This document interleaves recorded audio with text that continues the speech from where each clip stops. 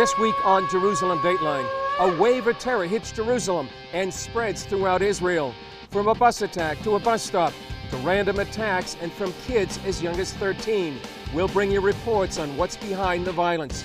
Plus, World Jewish Congress President Ron Lauder talks with CBN founder Pat Robertson about the situation. And Christmas in October. A Christian choir brings some joy to the city in the midst of all the terror.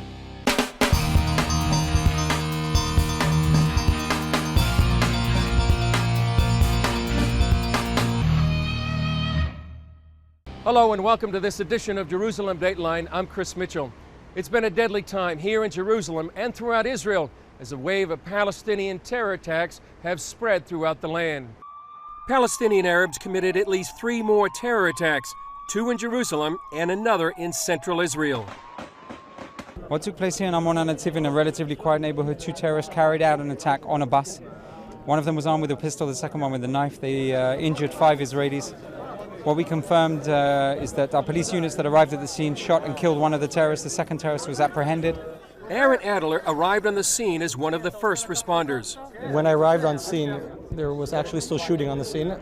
We found the bus here behind us with multiple gunshot wound victims inside the bus. Together with other crews, we pulled them out and started life-saving treatments. Whatever we could do to try saving their lives. Jerusalem's Mayor Nir Barkat blames Palestinian incitement.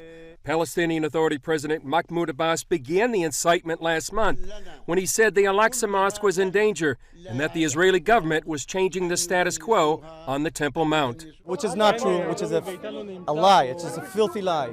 However, some of the residents believe those lies. And those incitements are sending people to kill innocent people. We've just seen in the last few days children, high school children, that are incited, that go and try and terrorize and kill policemen. They don't return home. They themselves get killed. The incitement kills on both sides. Some Israelis are concerned they're on the verge of a third Palestinian intifada, a word that means uprising. The first took place in the late 80s and early 90s, and the second took place from 2000 to 2004. The latest wave of violence has shaken Israelis. We are terrified, and the world thinks that we are not justice with the Arabs. This is not true. They have ID like I do, and they kill us. It's hard. It's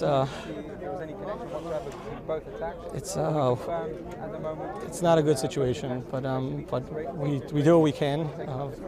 We believe in what we do, and we know that we know the purpose behind it. We understand the calling. Jerusalem's mayor said this wave of violence is a wake-up call for the nations. Now, the experience we're going through here in our city will haunt the rest of the world in a few years from now.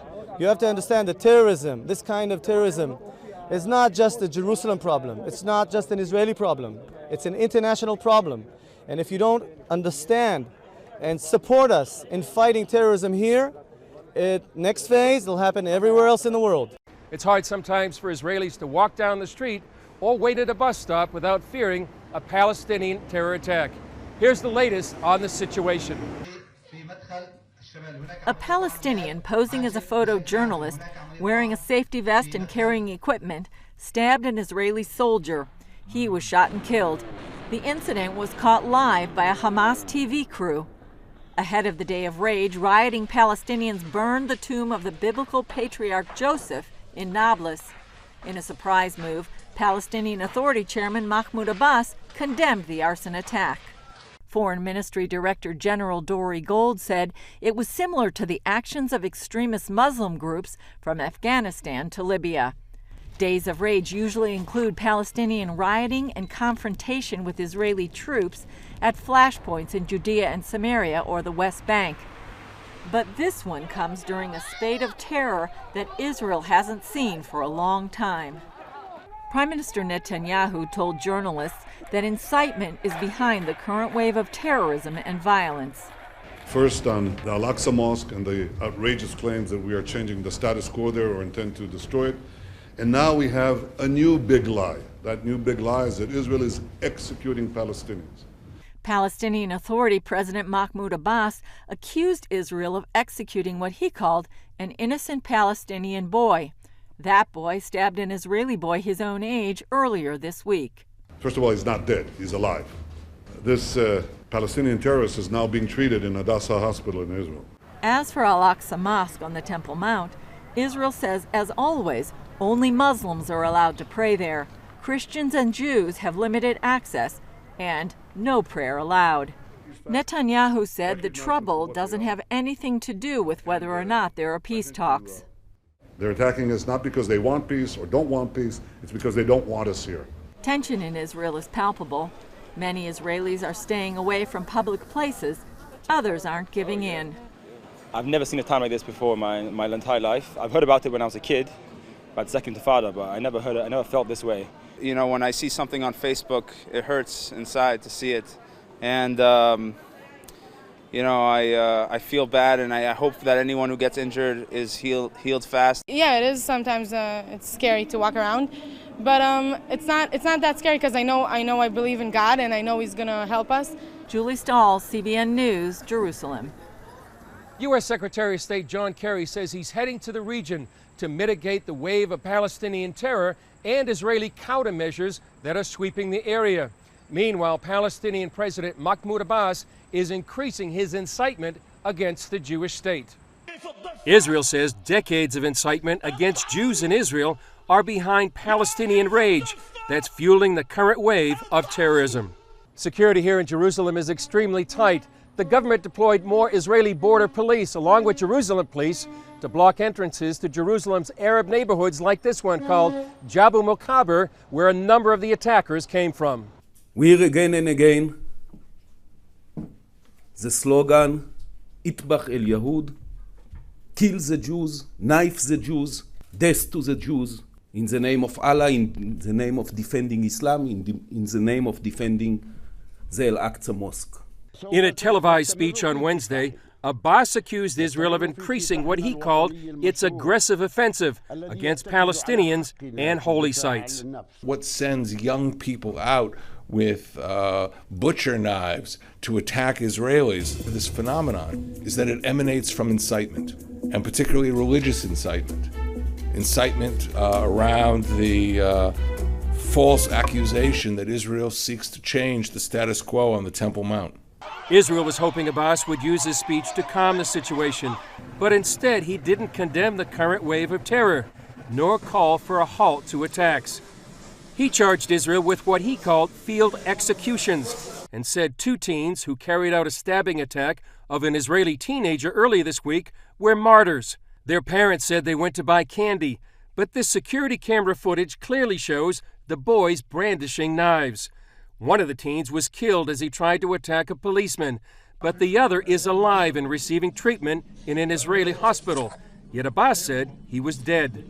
Foreign Minister Director General Dori Gold pointed out that Abbas has been stoking the fire.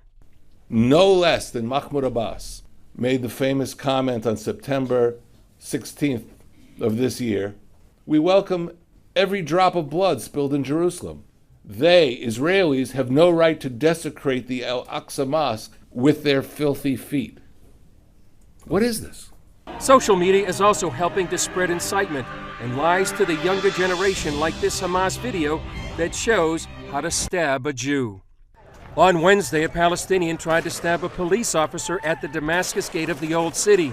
A television crew caught his attempted escape on film as he was shot and killed by security forces. A short time later, another terrorist stabbed a woman in her 70s at Jerusalem's Central Bus Station. She managed to board the bus. The terrorist was shot and killed. Israelis are bracing themselves for Friday, when Palestinians have called for another day of rage. And for now, the terror shows no signs of abating. Chris Mitchell, CBN News, near Jabu Mukaber, Jerusalem. Coming up, World Jewish Congress President Ron Lauder talks with CBN founder Pat Robertson about the situation.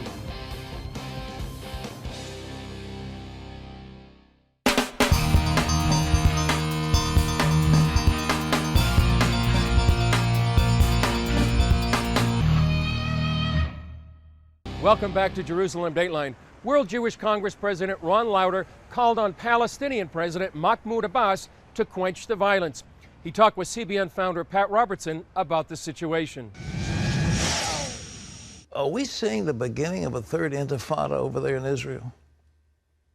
I hope not. We should do everything we can to stop this. The question is, has the intifada ever stopped? But I don't believe this is the beginning of it. This could be, but I don't believe it will happen. And the fact is, we must do everything we can now, both Israel, Palestinians, and the world, for example, to stop this and to say we must do everything we can for a two-state solution. Well, Mahmoud Abbas has called for the shedding of Israeli blood, and they quote, the filthy feet of Jews can't be any longer on the Temple Mount. I mean, he's not exactly trying to make peace, is he? I've spoken with him, and he told me he believes in a two-state solution. And then he says something like this. It's just the opposite. And we must do everything we can. He must stand up and say to his people, enough is enough, please. We need peace and we need a future. And for him to give a speech at the UN talking about the Oslo Accords and saying that they're no longer valid is, again, counterproductive. The fact is that the Palestinians must understand that the future, their future, depends on this two-state solution, and everything that's being done is against it. Well, I understand that the Israelis, Bibi Netanyahu and others, have offered them concessions, extraordinary concessions, but based on some kind of bilateral treaty. Now they have gone directly to the UN to say you must force a solution on Israel whether they like it or not. Now, is that going to go down well with the Israeli people? Look, the Israeli people want a two-state solution, but as time goes on, they believe more and more that it will not be possible. Now, what's happening also is that very often what is being attacked on the behalf of the Jewish people is also an attack on the Christian people, because they're really talking about the fact of who belongs there. This is a Jewish, Christian, Muslim place, as well as must be all three. We must all live together. That is the critical question, and the leaders have to be able to do it. Particularly the Palestinians, they must be able to say, enough's enough. And when children go out and kill because they want to be martyrs, what does that say? And when Abbas gives a speech about one child being killed, executed, and then it turns out the child is in a hospital, an Israeli hospital being treated, what does that say? We must do what we can. But also, I was watching MSNBC this morning, and it says, Jewish extremists cause problems. And you read in certain papers, 2 Palestinian youths killed. They don't say that these are terrorists who stabbed somebody 15 times. And the fact is, we must understand that this is a question of people being incited to create violence. You know, I met several times with Yasser Arafat, and Arafat didn't want peace. He got money from the other Arabs by causing trouble, and the original intifada was his deal. I mean, he had everything that was, every concession Israel could possibly give him, and he still wanted to fight. And I wonder if the leaders feel the same way as he did. Well, I must tell you, I've never met with Arafat, but I have met with Abu Mazen, and I will say to you that he's told me he wants peace, he wants a two-state solution, and he would like to find a way to do it. The question is, sometimes there are outside forces that push him to go one way or the other. The real aspect is, if he was able to stand up and say, I want peace, I want to be able to find a way with Israel, it would change dramatically the whole scene. But when he gives a speech at the UN talking about getting rid of the Oslo agreements and changing things, it doesn't help. Pat, can I say one more thing? Yes. I've been fighting strongly about talking about what's happening to Christians in the Middle East. They're being killed, they're being pushed out of their homes, and we hear nothing about it. And I ask you again, why are we hearing nothing about the killing of Christians all over and destroying of all Christianity outside the Middle East? And the fact is, we Jews have learned what happens when the world is silent. And this is what's happened. Well, I think there are not many people who are aware or really concerned. You look at a city like Mosul, this is 100% Christian, and suddenly there are no Christians left. I mean, it's like the Muslims want to eradicate. It's genocide and a major issue going on, and the world is silent. And they're the voices like mine, but I'm just one of a few that is standing up for the rights of the Jewish people and the rights of Christians. But I think we need to stand together in this, and I'm glad we are. That's the key thing. We need to stand together, and we need to speak out. Silence and indifference are the greatest enemies of both the Jewish and the Christian values, and we must speak out. And I thank you very much for the words you've said in the past. Well, thank you. On behalf of the Jewish people, we thank you. Well, together we're friends, and I'm glad we're going to stand against oppression, whatever comes. And thank you for being with us, Ron Lauder. Thank you. Honored to be here.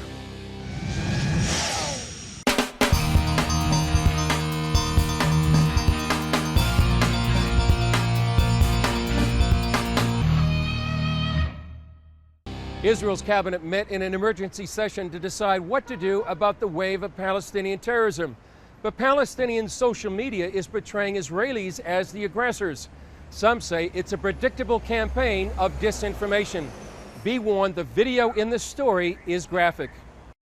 This is what a terror attack looks like, and what Israelis have been facing for weeks. This Palestinian man rammed his car into a bus stop. He got out and hacked 60-year-old Rabbi Krashevsky to death. He then began attacking 78-year-old Haviv Hamim with a meat cleaver. Finally, a nearby security guard stopped him. Despite clear evidence and security camera footage of many of these attacks, Palestinian social media is accusing Israeli police of executing the attackers. Palestinian negotiator Saeb Erekat is also calling on the International Criminal Court to investigate Israel. A case in point, Israeli police confront this Palestinian woman brandishing a knife. When she refuses to surrender the knife, they shoot her in the legs. Yet this picture implies Israeli police shot her for no reason. This picture and others fail to show the attacks themselves, just the aftermath. Michael Widlansky, author of Battle for Our Minds, says disinformation is an old trick. Mahmoud Abbas studied disinformation techniques when he was a student in the Soviet Union at the Patrice Lumumba University of the KGB. He studied this, and it is always to invent an atrocity story. You send out somebody to kill a Jew. He kills a Jew, or 3 Jews, or 5 Jews, and then he gets killed, and then you claim he was murdered by the Israeli police. It's a bunch of baloney. What's driving many of these Palestinians to kill is they say they must protect the Al-Aqsa Mosque on the Temple Mount. But one thing you should know about the Palestinian Arab leadership, they use the same formula every time. When they get into trouble, they say the Jews are coming to attack us. They're coming to attack the Temple Mount. That's what they did in 1921, 1922, 1929. What Arafat did in 2000, Mahmoud Abbas did the same thing this year. They even use the same term, Yihajimu al-Aqsa. They're attacking al-Aqsa. In order to protect the Al-Aqsa Mosque, this imam in Gaza calls on West Bank Palestinians to impose what he calls a curfew of stabbing to keep Israelis terrorized so they'll stay inside. Jerusalem Mayor Nir Barkat says it's this kind of incitement that kills. Those incitements are sending people to kill innocent people. We've just seen in the last few days children, high school children that are incited, that go and try and terrorize and kill policemen. They don't return home. They themselves get killed. The incitement kills on both sides.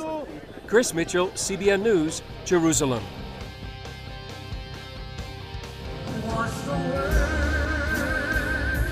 American Christians bring hope through song in the midst of the storm.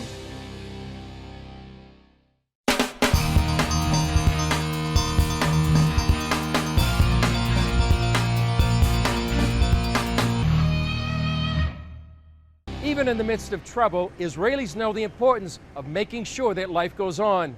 This week, a Christian choir from the U.S. helped when it visited Israel to bring joy and peace in the midst of the storm. CBN News Middle East correspondent Julie Stahl has that story. 150 singing men from Georgia visited the Holy Land to encourage people here through their music. We're here on a tour to bring a message of hope, peace, and the love of Christ to the Holy Land, and to sing and present concerts around in Nazareth, of course here in Jerusalem, and also in Bethlehem, and where some of the strife had been taking place. At a concert in the Tower of David Museum this week, the men sang of God's love, faithfulness, and forgiveness. It's been an incredible experience all week long, and then tonight was just a great topping it off. These worship leaders leave their local churches 10 to 12 times a year to perform in concerts. They brought friends and family members with them, all undaunted by the violence. I had some anxiety a few months ago when we were in the planning stages, and even with the situation over the past few weeks.